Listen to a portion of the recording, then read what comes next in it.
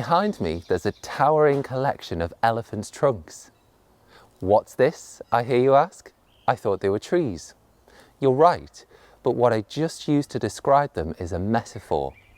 That's where something is described as though it is something else, in order to help the reader imagine what it looks or sounds like.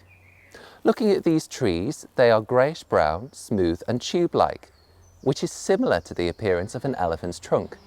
So if you have seen an elephant before but haven't seen this type of tree, describing it as an elephant's trunk may help you to imagine what it looks like. Here's some other examples of metaphor. In the Bible, Jesus describes himself as the Good Shepherd, meaning that his followers are sheep.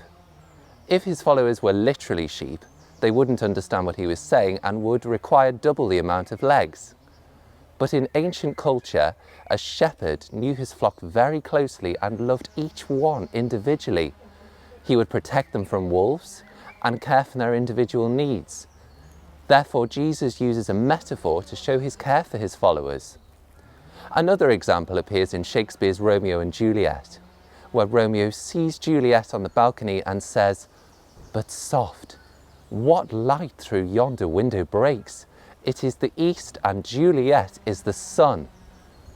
Now obviously Juliet is a human being and not literally a huge burning ball of gas. But we associate the sun with life, warmth and beauty, and it is because of these positive characteristics that he describes her as the sun. So why couldn't he just say she's like the sun, you may be wondering? Well, he could. And then that would be a simile rather than a metaphor.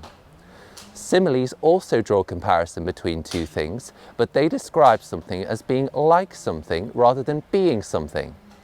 So if someone is scared, you might say they're like a rabbit in the headlights, or if you've had a really good night's sleep, perhaps you've slept like a log.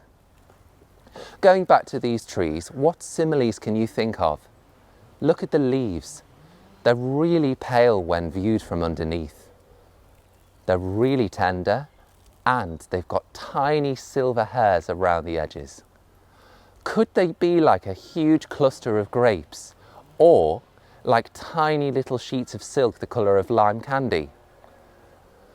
Or when they get darker in summer, as green as a duck's head, or a dragon, or a steam train? You can describe something as something or like something, but the point of similes and metaphors, as we have seen, is to create an image in the reader's mind which helps them connect more deeply with what the writer is saying.